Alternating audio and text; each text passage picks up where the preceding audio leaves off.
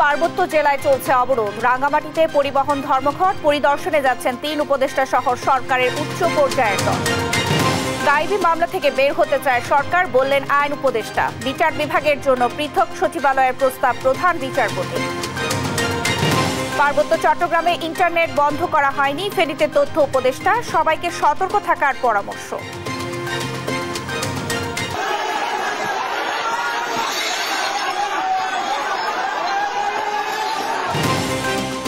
চাঁদপুরে আধিপত্য বিস্তারে বিএনপির দুপক্ষের সংঘর্ষ, আহত 30, সেনাবাহিনীর হস্তক্ষেপে পরিস্থিতি নিয়ন্ত্রণে।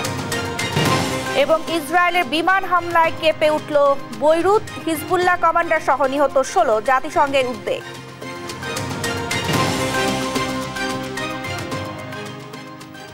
দেখছিলেন শিরোনাম সংবাদ দুপুরে, সঙ্গে আছে আমি শারমিন নাসি। এবারে বিস্তারিত। 3 পার্বত্য জেলায় চলছে অনির্দিষ্টকালের পরিবহন ধর্মঘট। রাঙ্গামাটিতে সংঘর্ষের ঘটনায় বাস, সিএনজি ও ট্রাক ভাঙচুর এবং শ্রমিক আহত ঘটনার প্রতিবাদে অনির্দিষ্টকালের জন্য ধর্মঘট ডেকেছেন যৌথ মালিক শ্রমিক নেতারা। শুক্রবার রাতে এক যৌথ সভায় এই সিদ্ধান্তের কথা জানান নেতারা। সভায় উপস্থিত ছিলেন চট্টগ্রাম রাঙ্গামাটি ট্রাক সমিতির সাধারণ সম্পাদক মোহাম্মদ আব্দুর রহিম আকাশ, মাইক্রোবাস মিনিবাস সমিতির অর্থ সম্পাদক মোহাম্মদ দিদারুল আলম সহ অন্যান্যরা। এছাড়া সংঘর্ষের ঘটনায় 3টি বাস, 4টি সিএনজি, 12টি ট্রাক ক্ষতিগ্রস্ত হয়। এর মধ্যে বাস চালক ও হেলপার 6 জন আহত, সিএনজি চালক 30 থেকে 35 জন আহত ও 12 জন ট্রাক চালক আহত হন। এদিকে আজ খাগড়াছড়ি ও রাঙ্গামাটি পরিদর্শনে যাচ্ছেন স্বরাষ্ট্র ও পার্বত্য চট্টগ্রাম বিষয়ক উপদেষ্টারা।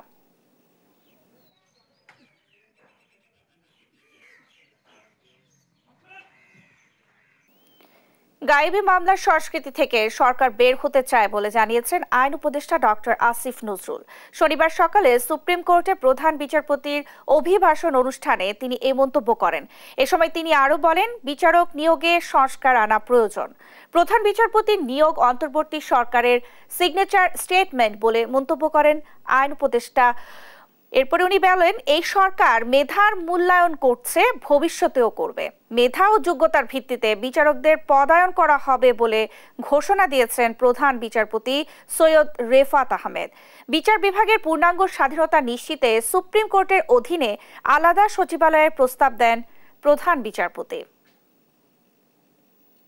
বিচার বিভাগ যেন স্বাধীন ও নিরপেক্ষভাবে কাজ করতে পারে, তার জন্য আমি জরুরি ভিত্তিতে বিচার বিভাগ সংস্কার বাস্তবায়নের জন্য সরকারের দৃষ্টি আকর্ষণ করছি এবং এই বিষয়ে সর্বোচ্চ সহযোগিতা কামনা করছি। চাঁদপুরের হাজীগঞ্জ বাজারে আধিপত্য বিস্তার নিয়ে বিএনপি 2 গ্রুপের সংঘর্ষে আহত হয়েছে অন্তত 30 জন। শুক্রবার রাতে এই সংঘর্ষের ঘটনা ঘটে।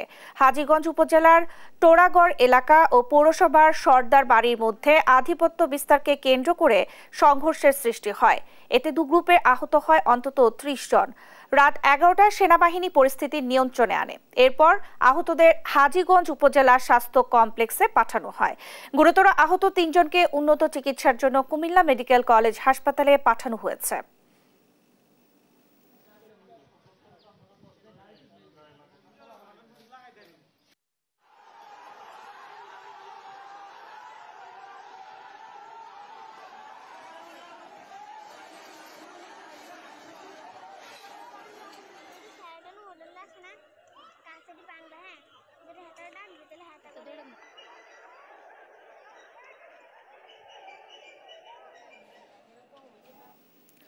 পার্বত্য চট্টগ্রামে ইন্টারনেট সংযোগ বন্ধ করা হয়নি, জানান তথ্য উপদেষ্টা মোহাম্মদ নাহিদ ইসলাম। শনিবার সকাল 10টার দিকে ছাগলনাইয়ার আন্ধারমানিক এলাকায় বন্যায় ক্ষয়ক্ষতি পরিদর্শনের সময় তিনি একথা বলেন। এ সময় জেলা প্রশাসক মোসাম্মদ শাহিনা আক্তার, পুলিশ মোহাম্মদ সুপার হাবিবুর রহমান সহ প্রশাসনের বিভিন্ন পর্যায়ের নেতৃবৃন্দ উপস্থিত ছিলেন। বন্যা প্রসঙ্গে উপদেষ্টা বলেন, বন্যার স্থায়ী সমাধান, স্থায়ী বাঁধ নির্মাণের বিষয়টি আলোচনা রয়েছে। এরপর তিনি ফুলগাজী উপজেলার জগৎপুর বন্যার ক্ষতিগ্রস্ত এলাকা পরিদর্শন করেন।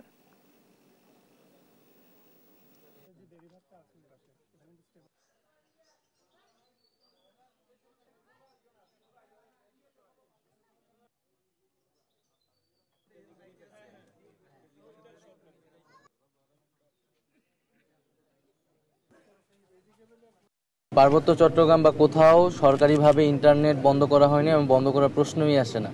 সেখানে বিচ্ছিন্নভাবে কয়েকটা জায়গায় মানে কিছু সমস্যা হয়েছিল, সাময়িকভাবে কিছু জায়গায় কিছু বন্ধ ছিল এবং সেটাকে খুবই ফুলিয়ে ফেপে বলা হচ্ছে যে ইন্টারনেট বন্ধ হয়েছিল। এরকম কোনো নির্দেশনা হয় না এবং এরকম কোনো ঘটনাও ঘটে নাই যে পার্বত্য চট্টগ্রাম বা কোনো একটা জায়গায় সেখানে দীর্ঘ সময় ইন্টারনেট বন্ধ ছিল, এরকম প্রমাণ কেউ দেখাতে পারবে না। সো এই বিষয়টি আসলে সত্য নয়। রাঙ্গামাটিতে চলছে 144 ধারা। বিস্তারিত জানাতে এই মুহূর্তে সেখান থেকে যুক্ত হচ্ছেন সহকর্মী মিশু মল্লিক। মিশু, স্বরাষ্ট্র উপদেষ্টা সহ সরকারের একটি উচ্চ পর্যায়ের প্রতিনিধি রাঙ্গামাটি পৌঁছেছেন কিনা, সেই সঙ্গে জেলার সার্বিক পরিস্থিতি কি আমাদের জানাবেন?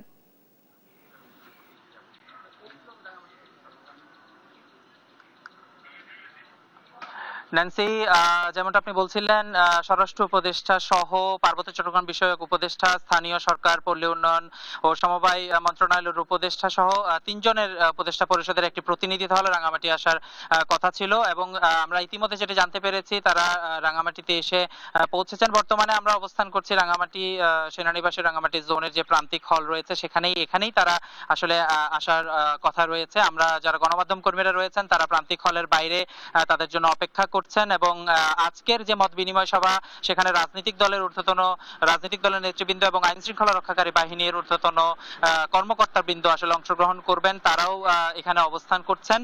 সকলেই আসলে উপদেষ্টাদের জন্য এই মুহূর্তে অপেক্ষা করছেন। আমরা আশা করছি, আমরা শুনতে পাচ্ছিলাম যে কিছুক্ষণের মধ্যেই তারা এখানে এসে পৌঁছবেন।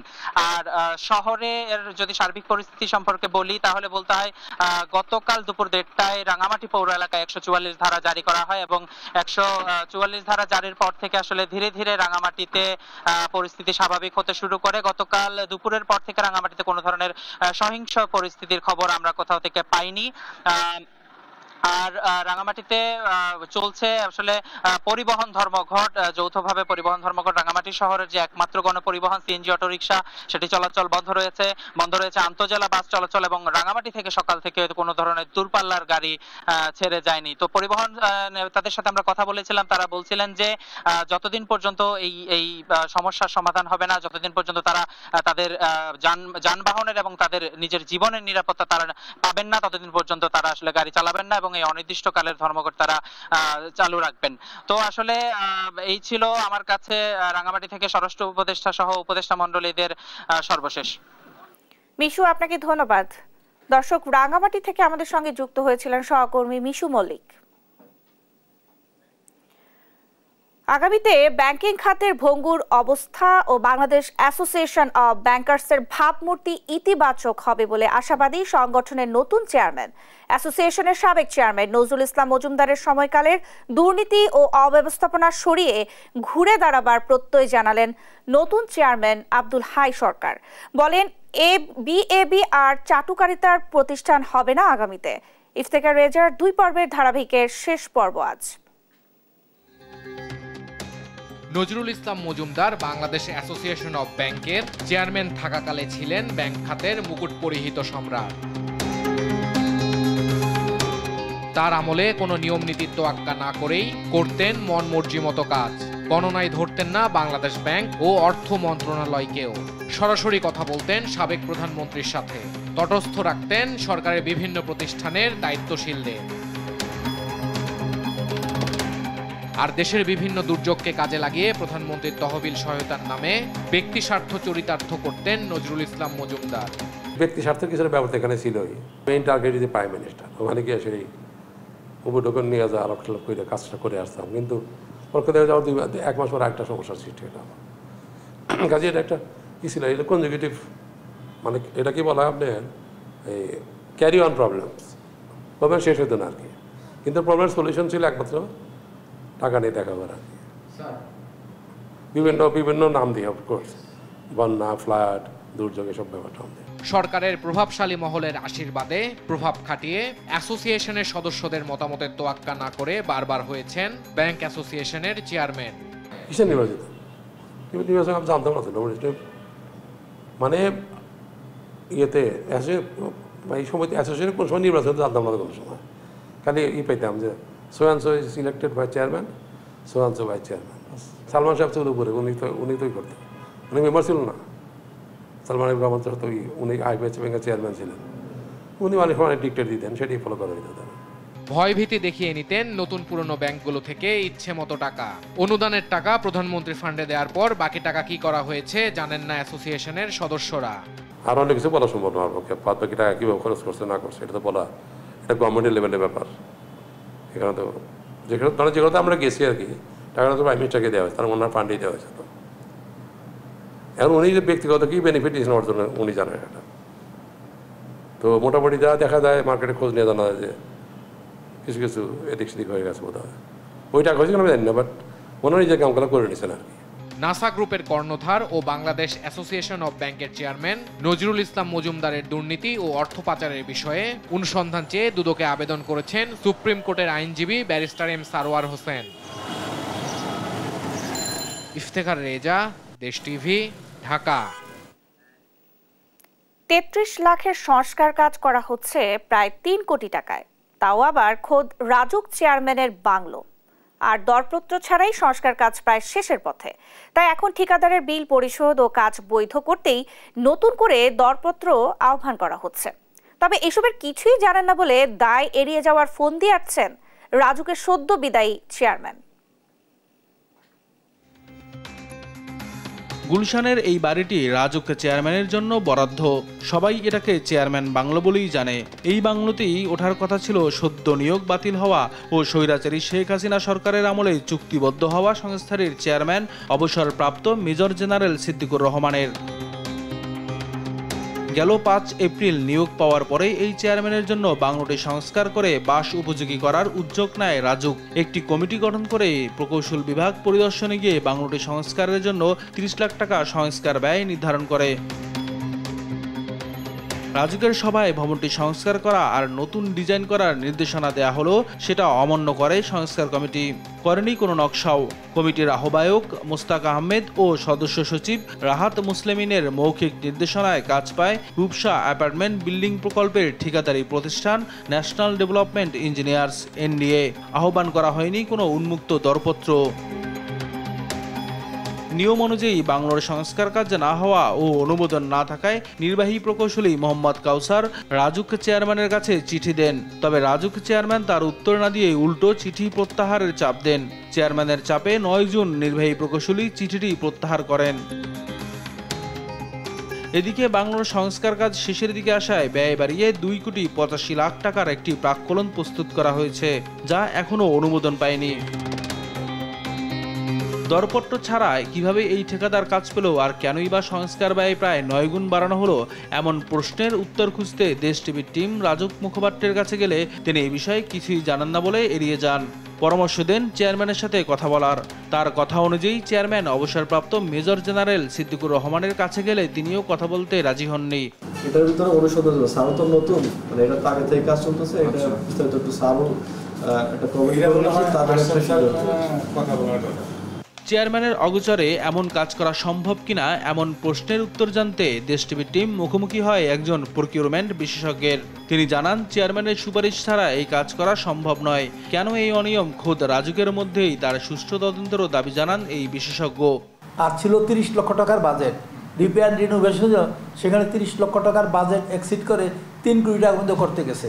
সেটা অবশ্যই চেয়ারম্যানের সুপারিশ তার রিকোয়ারমেন্ট অনুযায়ী করছে, তার চাহিদা অনুযায়ী তারা এটা করেছে। এদিকে এখন টেন্ডারের মাধ্যমে দরপত্র ছাড়া কাজ দেয়াকে বৈধ করার পায়তারা চলছে বলেও অভিযোগ উঠেছে। নিয়াজ মোর্শেদ, দেশ টিভি, ঢাকা। সিরাজগঞ্জে যমুনা নদীর পানি কমতে শুরু করায় দেখা দিয়েছে তীব্র নদী ভাঙন। ধস দেখা দিয়েছে কাজীপুরের মেঘা এলাকার নদীর ডান তীর রক্ষা বাঁধে। এর জন্য এলাকাবাসী নদীতে ক্যানেল সৃষ্টি হওয়ার পাশাপাশি অপরিকল্পিতভাবে বালু উত্তোলনকে দায়ী করছেন। তবে পানি উন্নয়ন বোর্ড বলছে এতে আতঙ্কিত হওয়ার কিছু নেই। ইতিমধ্যেই ভাঙন রোধে জরুরি পদক্ষেপ গ্রহণ করা হয়েছে। সহকর্মী সায়েম উদ্দিনের তথ্যচিত্রে টুম্পা আফরোজের ডেস্ক রিপোর্ট। সিরাজগঞ্জে যমুনা নদীতে পানি কমার সাথে সাথে দেখা দিয়েছে নদী ভাঙন। এরই মধ্যে বিলীন হয়েছে কাজীপুরের মেঘাই এলাকার নদীর ডান তীর রক্ষা বাঁধের 70 মিটার এলাকা। সম্প্রতি নদীর ডান তীর রক্ষা বাঁধে এ ধস দেখা দেয়। 2015 সালে যমুনা নদী ভাঙন রোধে এই এলাকায় বাস্তবায়ন করা হয় নদীর ডান তীর রক্ষা বাঁধ নির্মাণ প্রকল্প। বর্তমানে নদীর পূর্ব পাড়ে চর জেগে ওঠায় নদীর পানি সরাসরি আঘাত হানছে পশ্চিম পাড়ের তীর রক্ষা বাঁধে। সম্প্রতি পানির প্রবল স্রোত ও ঢেউ বাড়ায় এ বাঁধে ধস দেখা দেয়। এদিকে ভাঙন রোধে সেনাবাহিনীর সহযোগিতায় বালি ভর্তি জিও ব্যাগ ফেলেছে পানি উন্নয়ন বোর্ড। এটা প্রত্যেক বছরে আমাদের এরকম সমস্যা হয়, যখনই পানি একটু বেশি হয় তখন বাঁধ নিয়ে আমরা অনেক আতঙ্কে থাকি। এটার প্রতিকার করার জন্য বালু উত্তোলন বন্ধ করতে হবে। তাড়াতাড়ি যদি না সারা হয় তাহলে এই এলাকা ধরে উঠে যাবো, 5-6 এলাকার মানুষজন থেকে নেব না। আমরা কিভাবে থাকা যাবো, কিভাবে শান্তি তো যাবো, সেই ব্যবস্থাটা আমরা চাই। আমরা মনে করেন যে যাতে দেশের মালক দেশেই থাকতে পারি। নদীতে ক্যানেল সৃষ্টির পাশাপাশি অবৈধভাবে বালু উত্তোলনে ভাঙনের সৃষ্টি হয়েছে বলে অভিযোগ এলাকাবাসীর। এদিকে ভাঙন রোধে জরুরি পদক্ষেপ গ্রহণের কথা জানায় পানি উন্নয়ন বোর্ড।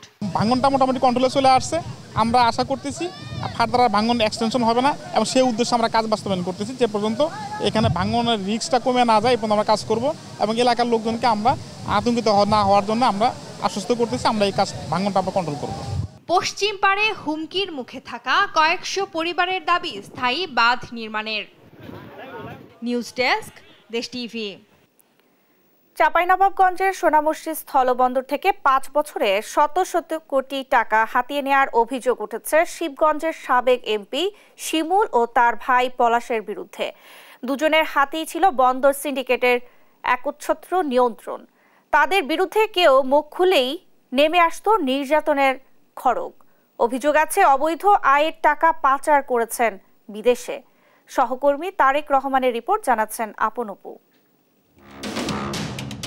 2018 সালের সংসদ নির্বাচনে জয়ী হয়েই সোনা মসজিদ বন্দরে নজর পড়ে চাঁপাইনবাবগঞ্জ 1 আসনের এমপি ডাক্তার সামিল উদ্দিন আহমেদ শিমুল ও তার ভাই পলাশের। শ্রমিক থেকে শুরু করে C&F এজেন্ট ও আমদানি রপ্তানি গ্রুপের সব কমিটিতে নিজেদের পছন্দ মতো লোক বসিয়ে মাতেন লুটপাট ও কমিশন বাণিজ্যে। তাদের থাবা থেকে বাদ পড়েনি বেসরকারি পানামা পোর্টও। ক্ষমতার প্রভাবে সোহেল এন্টারপ্রাইজের মাধ্যমে মিথ্যা ঘোষণায় পণ্য আমদানি করে ফাঁকি দিত শত কোটি টাকার শুল্ক। একই কায়দায় কমিশনের বিনিময়ে শুল্ক ফাঁকির ব্যবস্থা করে দিত অন্যদেরও, যার কারণে বন্দরের রাজস্ব আয় নেমে আসে অর্ধেকে। স্থানীয় ব্যবসায়ীদের অভিযোগ অবৈধ টাকা পাচার করে বিদেশে সম্পদ গড়েন শিমুল পলাশ। সিন্ডিকেট করে ওনারা চাঁদাবাজি, ধোঁকাবাজি, ওয়ার সিন্ডিকেটে যারা আছে তারাই কিন্তু মনে করেন চাঁদাবাজি করে। আমাদের রাজস্ব আয়ে ঘাটতি দেখা দিয়েছে শুধু এদের দূরত্বের কারণে। দুই ভাইয়ের অন্যায়ের বিরুদ্ধে কথা বললে তার উপর চলত নির্যাতন। শিমুল পলাশের দাপটে তার ঘনিষ্ঠরা ছাড়া অন্য কেউ এই বন্দরে ব্যবসা করতে পারেনি। দ্রুত তদন্ত করে এই চক্রের বিরুদ্ধে ব্যবস্থা নেওয়ার দাবি ব্যবসায়ীদের। ছাত্র সেতুল করার জন্য বাকি কোনো সংস্থার সাথে কোনোদিন যৌথ কোনো মিটিং বা ফল সব আলোচনা আমাদের সাথে হয়নি। ক্রস করতে করতে আমাদের অবস্থা খুবই খারাপ, নাজেহাল অবস্থা। অনেকে দেউলিয়ার পথে চলে গেছে। 100 থেকে 300 কোটি টাকার মতো দুর্নীতি তারা ভাগ বাটোয়ারা দুর্নীতি করে টাকাটা আত্মসাৎ করেছে। অনিয়ম দুর্নীতি তুলে ধরার কারণে আমাকে হয়রানি, এবং শুধু এটা না, আমাকে তারা ডিজিএফ এর কার্যালয়ে রাজশাহীতে তুলে নিয়ে যায় এবং আমাকে ইন্টারোগেট করে। গণ অভ্যুত্থানের পর সিঙ্গাপুরে পালিয়ে যান সাবেক এমপি শিমুল ও তার ভাই পলাশ। মুঠোফোনে নিজেদের বিরুদ্ধে ওঠা সব অভিযোগ অস্বীকার করেন পলাশ।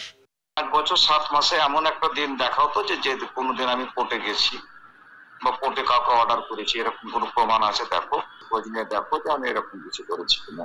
এখন সব সময় খারাপ যাচ্ছে, মানুষ হয়তো বলতে পারে, এরকম কোনো প্রমাণ দিতে পারবে না। অনিয়ম দুর্নীতি বন্ধ করে এই বন্দরের স্বাভাবিক গতি ফিরিয়ে আনার দাবি স্থানীয়দের। নিউজ ডেস্ক, দেশ টিভি।